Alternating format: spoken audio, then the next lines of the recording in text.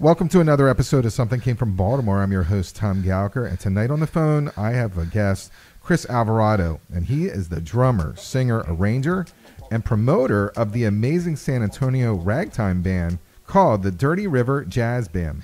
The new album is called The High Life in San Antone, and it's available on Amazon for download. I totally recommend buying this album and throwing it on shuffle. That way you get a treat every time you're listening to music. The album is well produced, and the standards are just a little more obscure than previous recordings, and the album is fun, and we all need a little more fun in our life. Before we chat with Chris Alvarado, let's listen to a sample of Snake Rag.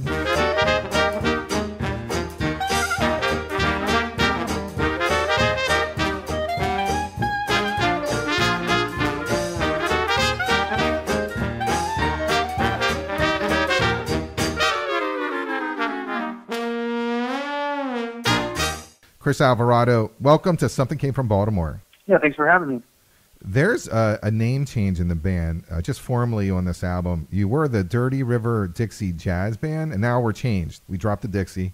Was there a lot of hand-wringing about that choice, or was that really easy to make? It was pretty easy on my end to make. For the past 7 years, we've been the Dirty River Dixie Band. We formed the band in college, and we didn't really think that we were going to play that long together. We just did it as a fun kind of thing, and that name's just kind of stuck with us the past 7 years, and we never thought too much about the implication of the word Dixie or anything like that, but, given recent events and everything and just the connotation that some people take with the word, we just decided to drop the name and change it with jazz, and I'm the leader of the band. To me, that one word doesn't really, affect the style of music we play or anything. We still play the same music and same personnel and everything like that.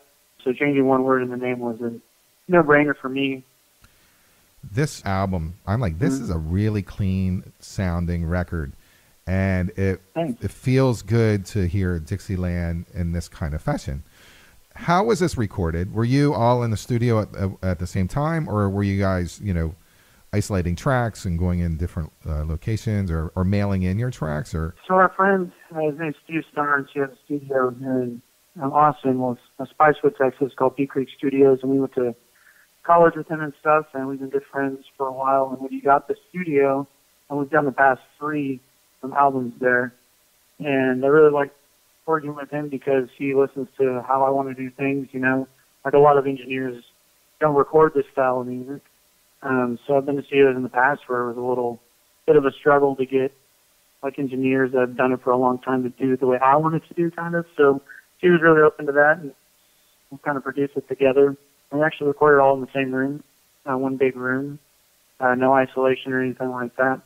So it's just pretty much live in one room, that whole album. So, yeah.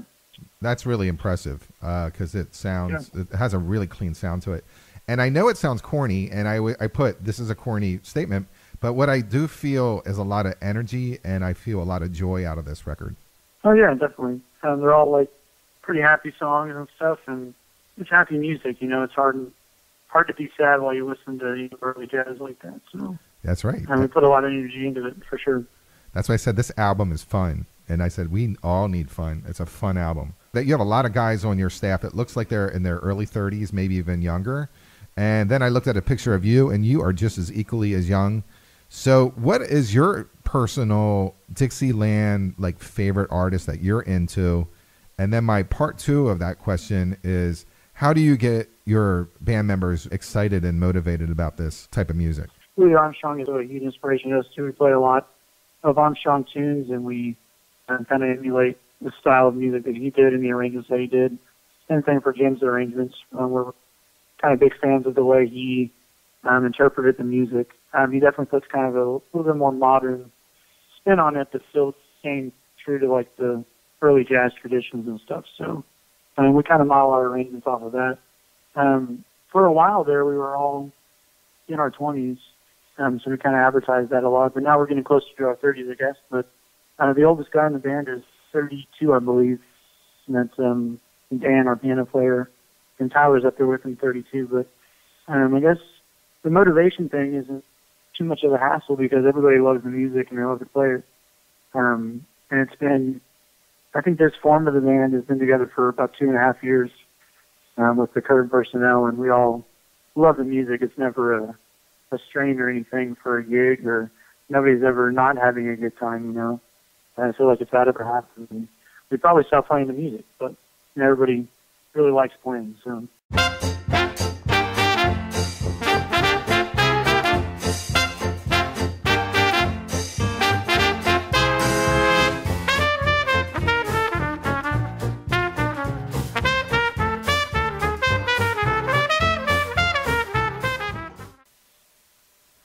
You have a standing performance at the Luna Jazz Club every first Thursday, and every Friday you're at Bar 301.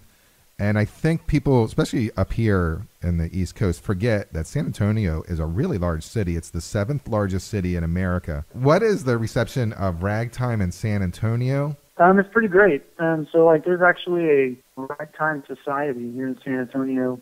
It's more focused on piano, on like ragtime piano and stuff. But we're doing a little festival. I don't think they did it this year because of the whole COVID thing, but it's pretty awesome. You know, there's some good ragtime piano players and star piano players in San Antonio and Austin. And most people are not familiar about, you know, San Antonio jazz history. The history is pretty crazy. You know, there's some great bands that came through here, like Boots and His Buddies and Don Albert were all from San Antonio and his orchestra. And those are kind of bigger names, and they're internationally known. And there's a lot of artists that came through and performed, too, in San Antonio. So we have a long history here of early jazz, and it's pretty receptive. The cool thing is like with our band, it's not really a smooth jazz band or anything like that to where you can only play it in a jazz club. So, like not too long ago, we played at Green Hall, which is a country dance hall, and they're not able to dance right now because of the restrictions, so we wouldn't play there, and everybody's sitting down, social distance and stuff like that. And it's pretty cool because I don't know the last time any jazz played there, and it's like the oldest dance hall in Texas. So that was a pretty cool experience. So it's pretty receptive in all, you know, environments. Let's go into the album a little. I got into a lot of rabbit hole experiences where I was trying to figure out, okay, well, what version are you playing? We were talking about Louis Armstrong, so let's go right into Dinah. Before I even do that, the lead vocals, are they you? Are you doing the lead vocals? Oh, yeah, that's me. Yep. You have a Mose Allison kind of tone to you, a little Michael Franks. I was never really a vocalist, and like at the beginning of it all, we were like, we don't want to pay another person to sing right now, so somebody kind of had to step up and do it. Okay, so let's go into Dinah. So that is a song that you sang. It's a wonderful Louis Armstrong song. It's fantastic. Dinah, is there anyone finer in the state of Carolina? If there isn't, you know, well, won't you show it to me? Dinah, with his Dixie eyes blazing, now love sitting gazing to the eyes of Dinah Lee. Now every night, why do I shake with fright to know that my dynamite? It's one of our favorites to play. It's one of our go-tos, and it's kind of our arrangement of it with the different hot choruses and stuff at the end. But a lot of inspiration is taken from the Louis Armstrong version. I went and heard the 1931 video recording from Copenhagen. But you should check it out if you haven't. It's a really, really awesome version of Dinah. And he plays 3 songs in Copenhagen, and it's like really early video that's just crystal clear and awesome. But we kind of go off of that too with some of the riffs that they do in there. But that's kind of our main inspiration for that one. It's just a classic go-to that everybody's performed, and it's just kind of our version of it. I got in a rabbit hole for I never knew I could love anyone like I've loved you. And Keely Smith, David Brubeck, Edith Wright, and Judy Garland did a version. Judy Garland's one has strings, and it's very dreamy and really wonderful. Yeah, I've heard that one. Yeah, what a great song. It's disarming at first. You don't really know where it's going, but then it takes off.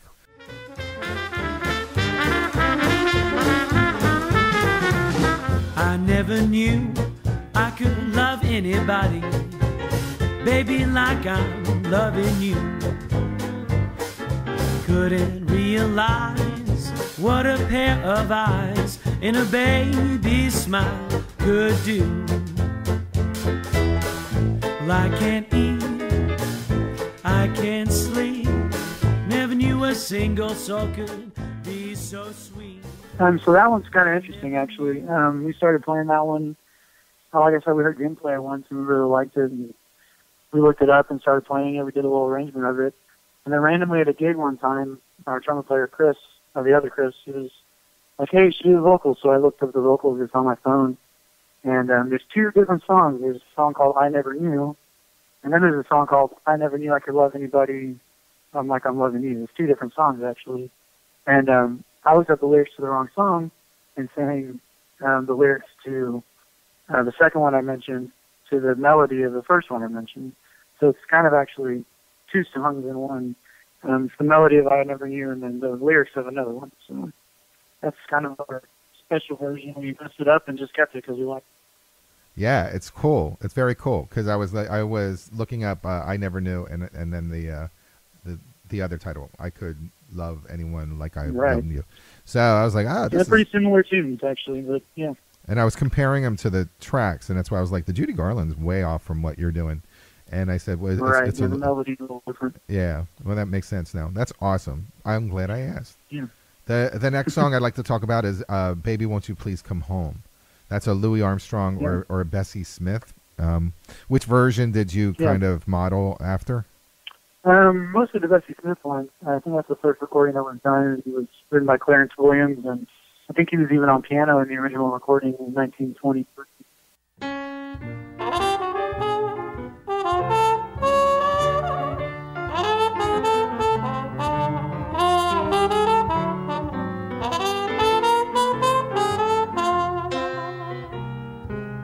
I've got the blues, I feel so lonely. I'd give the world if I could only make you understand. Jungle Night in Harlem, Duke Ellington.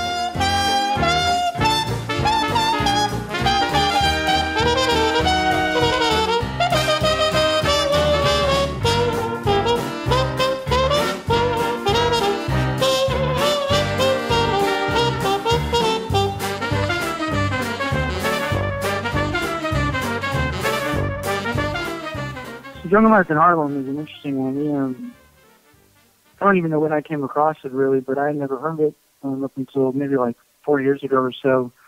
And I've never really heard any other recordings of it other than Duke Ellington's original recording. And I believe it's from like 1929 or 1930. And we thought it was really cool, and I couldn't believe that I couldn't find that many recordings of it. So we started playing. I did an arrangement of it, and we started playing it, and it became one of our favorite ones. And I don't know why more people don't play it, because it's a really cool tune. And, you know, Duke Ellington had thousands and thousands of songs that he wrote. And they were, like, mostly hits, you know. So I think Jungle Night in Harlem gets lost in there. It's a real early Duke Ellington tune. And some people get caught up in his later stuff. His later stuff is great, you know. His bigger works, like Talking in Rhythm and stuff from the 30s into the 50s. So I think people forget about his 20s tunes. Back then, it was called Duke Ellington and the Jungle Band. It's like his really early band. So that's from that catalog, and it's just a great tune. Now, the one song that I kept on going back to over and over, and I don't know why, but it's the China Boy by Benny Goodman.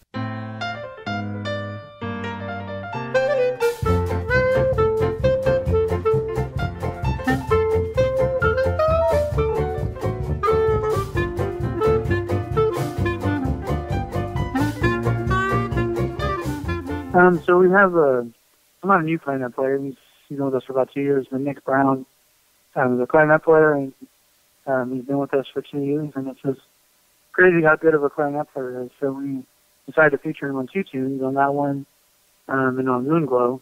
The China Boy is just a staple, like, clarinet feature. Benny Goodman did it, Artie Shaw did it, I believe. It's one of those, you know, kind of show-off pieces where the clarinet player can show off his technique and stuff. So we decided to feature him on it and give him a feature, and he knocked it out of the park. It's one of our go-to gigs too, to kind of feature him. And has some great banjo solo from Tyler Jackson. He's our banjo player, and he's just one of the best banjo players in the world, literally. And so we decided to feature him on there too. It's a really lot like the Benny Goodman version. It's got some influence from Tim Poplowski also. He's a clarinet player in New York, and he's still playing. He has a great version, too, that we kind of pulled from a little bit. But like I said, it's just a show-off piece that tons of people play, and real early 20s tunes. So. Okay. Sure. The album's called The High Life in San Antone. And where can they receive this album? How can they get a hold of a copy? So the easiest way is to go to our website. It's dirtyriverjazzband.com. And music, you have it available there for a digital download. And also you can put in an order for a hard copy and we'll mail it to you. I mean, that's the best way to support us. It gets us, the most profit and everything.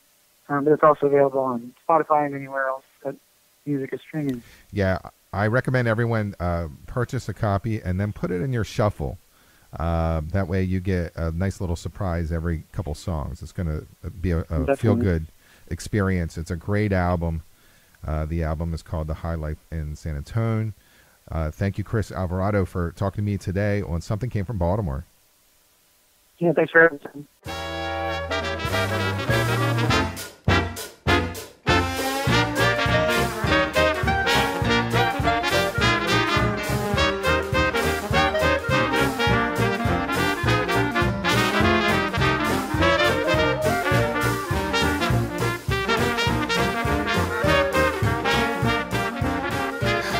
Something came from Baltimore. Something came from Baltimore. Something came from Baltimore. Something came from Baltimore. Hi, it's Tom Gauker, and I am the host of Something Came from Baltimore. Something Came from Baltimore is a words and music podcast, and it has famous and future famous artists like Sean Jones, Rupert Holmes, Auntie Hammy, Joey DeFrancesco, Go-Go Penguin, Joey Alexander, Bucanti, Gerald Albright, Paula Cole, and Kat Edmondson. It's music that matters. It's music for your ears. Listen and subscribe to Something Came from Baltimore and be a part of that Be More music scene. Something came from Baltimore. Something came from Baltimore. Something came